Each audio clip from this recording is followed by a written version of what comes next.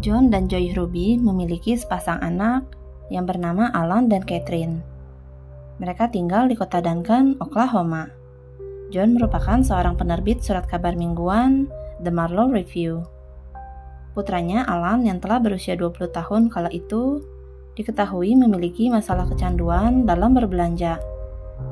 Dia merasa senang dan terpacu ketika menggesekkan kartu kreditnya tanpa memikirkan berapapun biayanya. Kekayaan orang tua menjadi salah satu penyebab mengapa Alan tidak memikirkan uang. Meskipun orang tuanya telah mengancam untuk menarik semua kartu kreditnya, Alan tetap tidak dapat menahan dirinya dalam berbelanja. Bahkan, dia dengan nekat membuat kartu kredit menggunakan nama neneknya dan memakainya untuk berbelanja, sampai menghabiskan ribuan dolar. Akibatnya, Alan harus menjalani masa percobaan selama 3 tahun sejak 2013. Di bulan September 2014, pembantu di rumah mereka mendapati Catherine yang sedang menangis. Gadis 17 tahun itu mengatakan padanya kalau kakaknya Alan telah mengatakan pada teman-temannya bahwa dia akan menghabisi keluarganya sendiri. Rupanya, perkataan itu pernah beberapa kali diucapkan oleh Alan. Namun tidak ada yang menyangka kalau suatu saat hal itu benar terjadi. Hingga memasuki tanggal 13 Oktober 2014, ketika pembantu mereka datang untuk bekerja dan tanpa sengaja menemukan jasad Joy, Catherine, serta John yang terbaring di dapur. Petugas yang dipanggil ke TKP segera mengetahui siapa dalang di balik semua itu.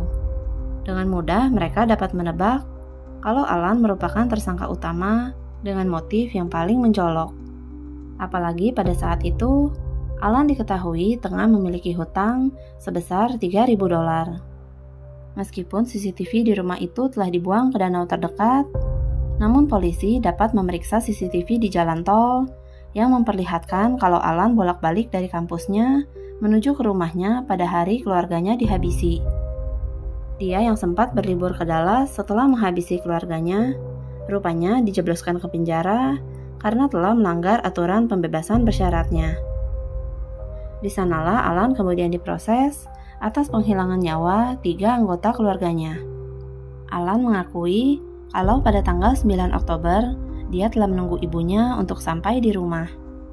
Ketika dia melihat ibunya masuk ke dalam rumah, Alan segera turun dari mobil dan masuk melalui pintu belakang. Lalu tanpa perasaan, dia segera menghabisi ibunya di dapur menggunakan pistol ayahnya yang telah dia curi. Adiknya Catherine yang sedang mencuci mobil di teras depan segera masuk ke dalam untuk mengecek ibunya. Di saat itulah, peluru dari pistol di tangan Alan segera bersarang di kepala Catherine. Hal terakhir yang Alan lakukan adalah menunggu ayahnya pulang dan turut menghabisinya.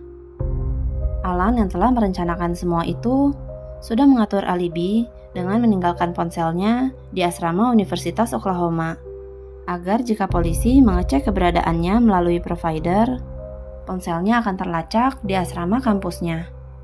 Tapi ketika petugas memeriksa gudang penyimpanan atas nama neneknya, didapati berbagai barang-barang Alan beserta dengan pistol yang dia pakai untuk menghabisi keluarganya. Awalnya, Alan tidak mengakui kalau uang dan kecanduannya dalam berbelanja menjadi motifnya. Tapi dari hasil penyelidikan terungkap kalau Alan rupanya menginginkan semua uang yang dimiliki oleh keluarganya.